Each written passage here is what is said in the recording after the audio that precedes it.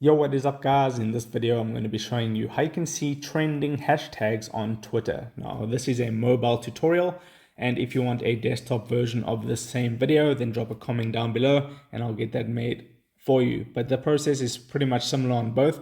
So I'm just going to find where Twitter is on my phone and then open up Twitter. And now what we want to do is we want to tap on this little magnifying glass icon at the bottom on the right hand side of the home button. So I'll tap on that. And you don't have to do anything else, but have a look here where it says trends for you right there at the top. Now you can see that you have a trending hashtag right over here that says Formula One, and then you get trending searches like Hamilton, Russell. But if you want to see more, just tap the show more button there at the bottom and you should be able to see more hashtags. So if I tap, you can see the Formula One hashtag, F1 XED, Sundowns is trending, hashtag Sundowns.